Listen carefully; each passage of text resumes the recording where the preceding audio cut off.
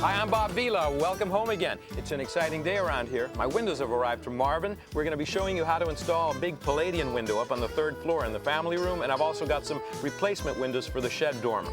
And we've got a husband and wife masonry contracting team who are doing some repairs on some of the old chimneys on the 3rd floor. And in the backyard, we've reconstructed the backyard deck. We'll show you how to reframe that. Stick around. It's good to have you home again. All right, we're going to get started today on the backyard deck, which is really a deck area that was existing in the house right off the kitchen.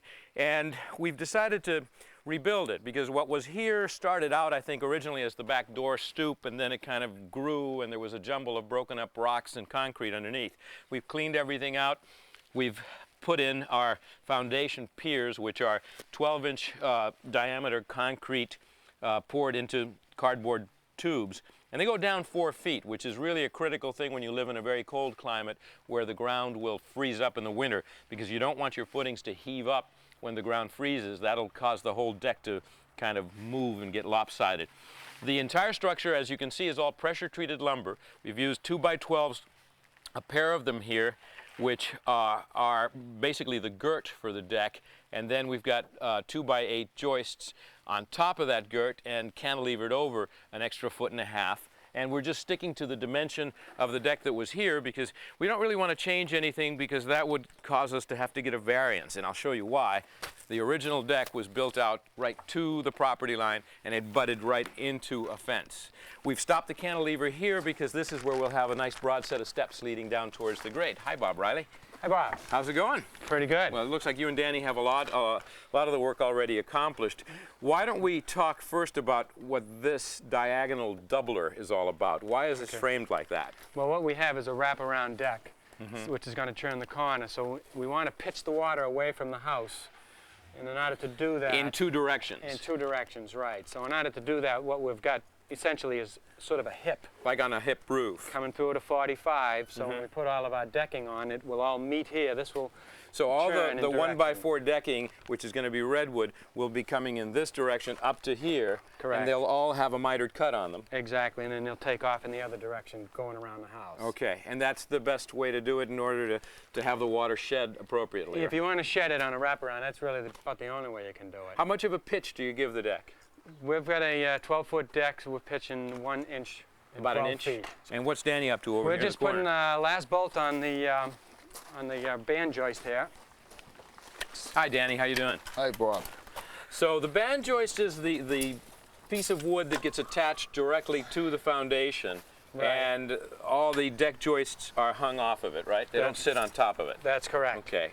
And you're only coming out 6 or 8 inches there, right? Right, we're only coming out 6 to 8 inches, and this is an epoxy system, anchor bolt system. And, so we're not using an expansion bolt. No, this is we drill a hole into solid stone, and we inject epoxy into there, and then we set a piece of rod into the epoxy. I see. So all we're using is threaded rod. Go ahead and cut that, because you've only got a couple of minutes grace with that. So we're just using threaded rod, and then by putting epoxy in the back of the hole, there's really no chance of movement. And I guess that's better than an expansion joint, because you don't have to worry about cracking the stone. No, this is pretty good. You got 4 minutes to work with it, and once you set the bolt, you've got 15 minutes later, and you can. It mixes itself on its way in. Okay, and now we have to just stick it in and wait 15?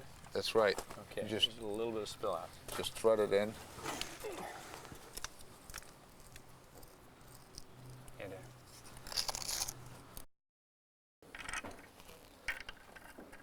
And of course we're only using galvanized fasteners, right? Yep. I think wherever possible, if you can avoid nailing some of the structural timber and putting together with carriage bolts and stuff, you're better off, right? Oh, definitely, yep. Now, what's that in your hand, Riley? Is that just a regular joist hanger? This is the regular hanger, but we have to hang this first one on the end of this this band board. Just take it and flatten out the flange. Oh, so you flattened one of the flanges out, so that in fact it'll wrap around the corner. Right, just sits right on the side. And we'll just position that and put a nail on it. Okay. How's that look, Danny? This looks good.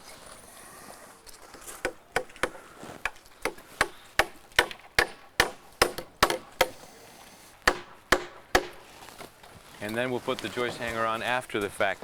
Is there a top and a bottom to these joists, Dan? Yes, we marked the top with an arrow going to the top. But how do you determine, is there a crown to it? There's a crown to the joist itself. So that you've looked at it, and the whole purpose of that is that if the 2x8 has just a slight crown to it, a bow, you want to put that crown facing up towards the top of the deck so that when the weight of the deck goes on, it evens out eventually.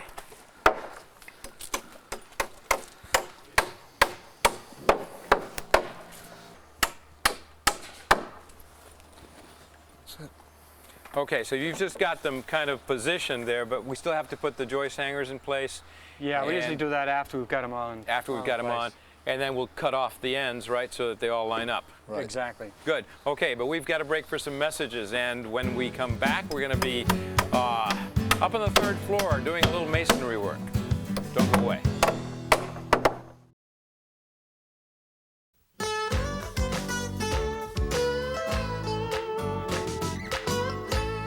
Okay, we're back, and right now we're going to meet Ed and Lisa Zawisco, who are in the masonry contracting business. Hi. How are you doing? Good. Hi. And you actually call your company EZ Masonry because your last name is a little bit difficult to pronounce, right? Right. Yep. How long have you been working together? About 10 years. Really? Have you been married that long? Nope, just about 4 now. Lisa? Always together. Do you enjoy doing masonry work? Yes, I do. I get to meet a lot of new people every day, so that makes me a little bit happier. But how is it working together every day and then going home together in rush hour traffic? And who cooks when you get home? Fast food. Fast food. Fast food. Fast food all summer. Okay. Yeah, I enjoy it because this way there we get to go away together. I don't have to ask somebody different, you know, Yeah, can we sure. get away? So it's a lot easier. It's neat. Yeah. And you are not the apprentice, but certainly the mason's helper at this point? Yes. That's the impression you gave me. Yes. Now let's talk a minute about where we are in the house. We're up on the 3rd floor, right underneath the roof rafters, and we've got a shingling crew still working up there. And we're looking at a masonry mass here that was all broken up at some point in an earlier remodel. I think that we had maybe a corbelled chimney going that way, don't you, Ed? Yes, there was a chimney or a fireplace or something below here, and somewhere in a future remodeling they did have to remove it for some reason. And, Yeah.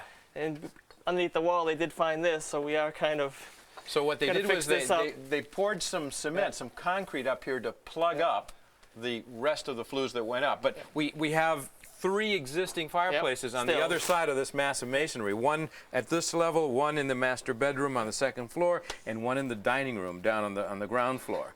So what was your concern in terms of holding this together? This area right here behind this is the existing flues for the other fireplaces, and because there's going to be a new stud wall here, we were worried about the temperature.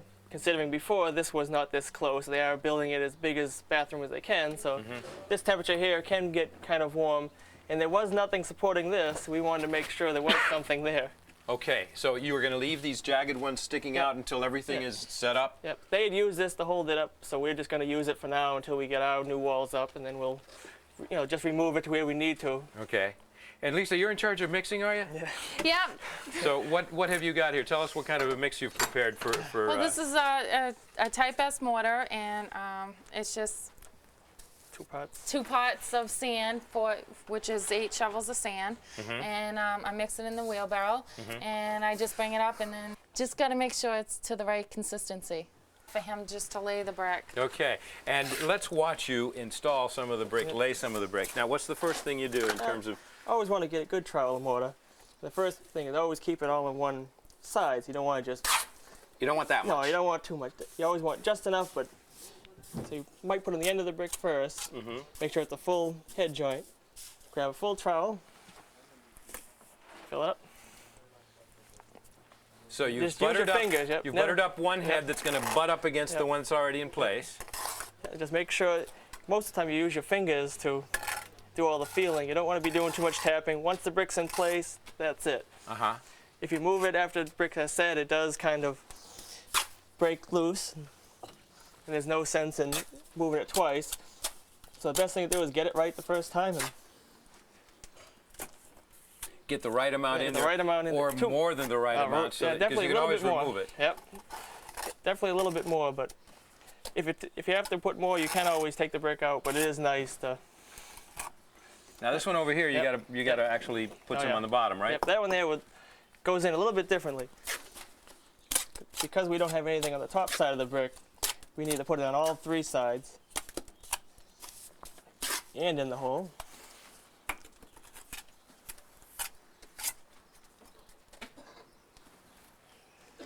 Squeeze it right in there.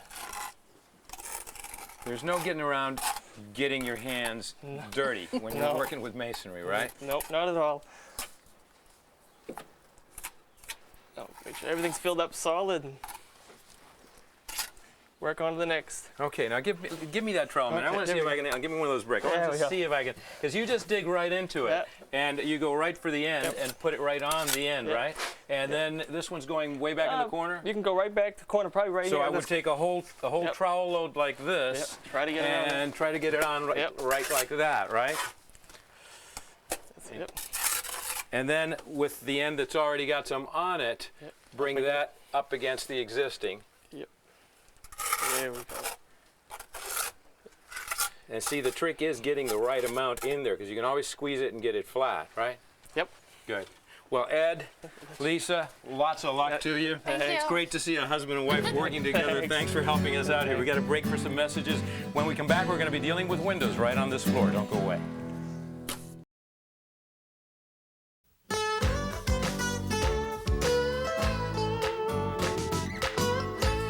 All right, let's start talking windows with my friend Michael Roach from Marvin, who, well, you've really helped us figure out how to put together the whole window order for this particular 100-year-old house.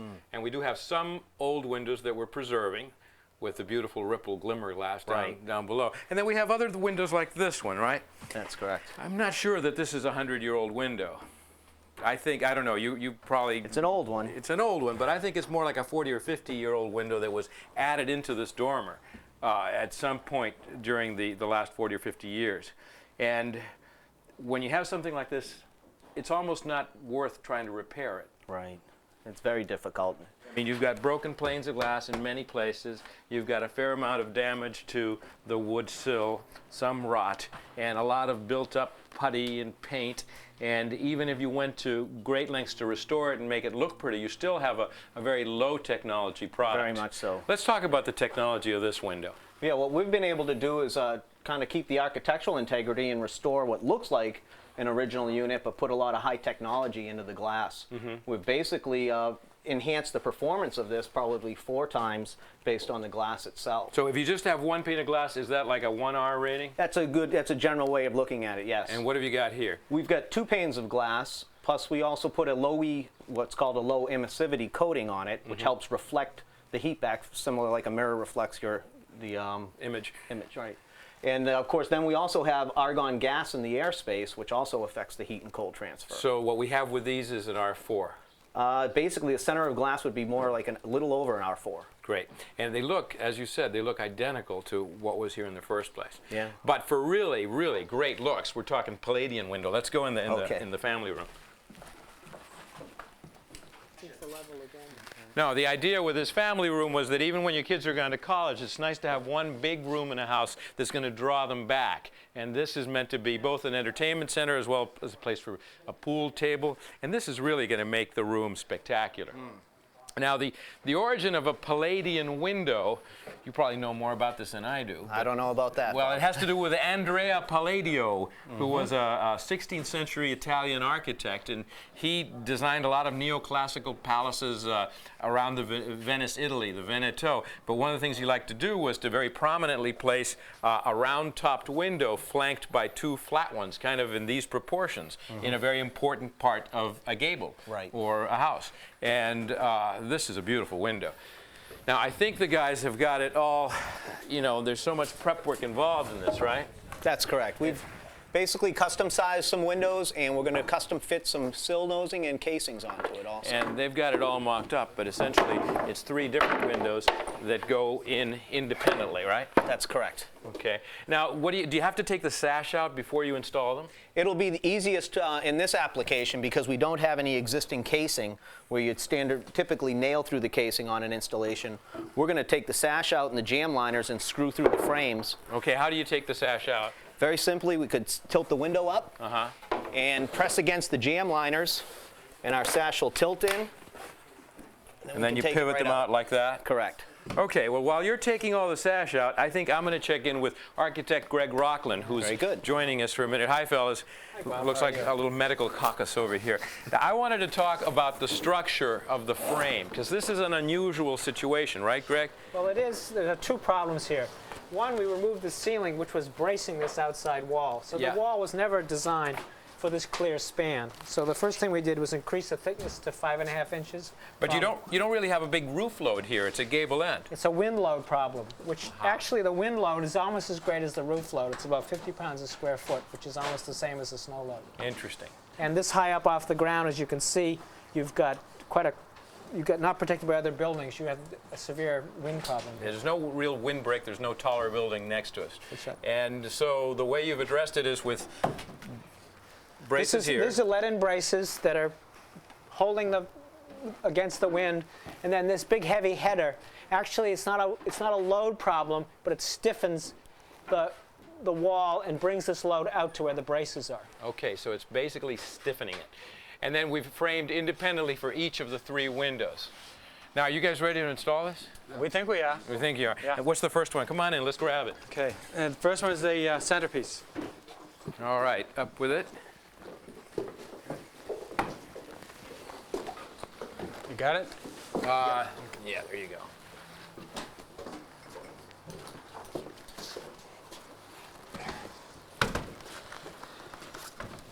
Okay, now this has to get plumbed from the outside? Danny would get it from the outside, and I'll handle it from the inside. There you go. Is this next? Yes.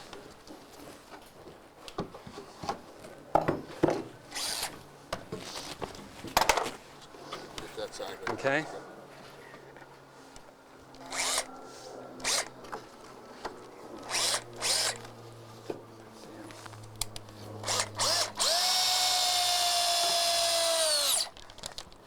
Okay. How's this side?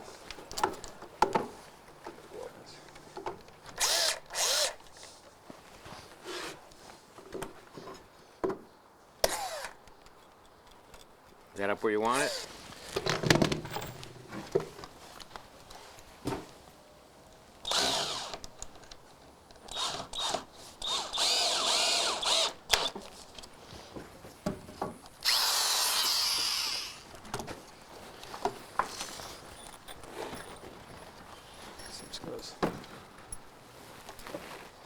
Okay. What, you got that one? Yes. I'll get the side trim pieces.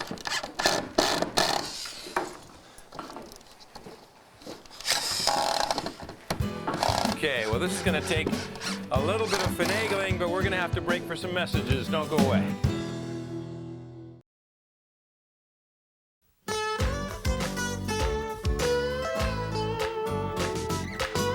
That's the last shim to trim down. Yeah. But there's still a couple more pieces to put up there, and we're going to have to move pipe staging around, aren't we, in order to get you up there? We'll have to get some. We'll have to get some more planks. Hopefully, we don't have to move the stage. I'll help you carry the planks. All right. Hey, listen, we're running short on time. I want to thank you for your help. Thank you. They're Really appreciate absolutely it. beautiful windows, and I think that one closes. Yes. Thanks Thanks a lot, Michael. Okay, we're running short on time. I hope you can join us next time when we'll be insulating this house using different types of insulation in different parts of the house. We're also going to be spending a little bit of time doing paint removal, de-leading, particularly in some of the areas that still have some of the old original trim work. And we'll be back to work on the kitchen deck, putting down some redwood 1x4 decking material as well as working on the fencing. That's it for now. Till next time, I'm Bob Vila, and it's good to have you home again.